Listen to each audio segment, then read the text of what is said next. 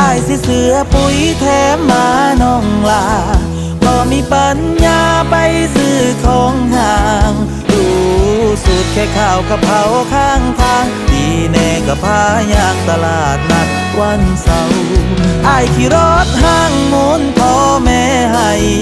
กับหัวใจที่มีพร้อมให้เจ้าอยากได้อีหยังก็จังค่อยสร้างสู่เอาอ้ายย่านแต่เจ้าสิบ่ฮักบักผู้ชายบันมา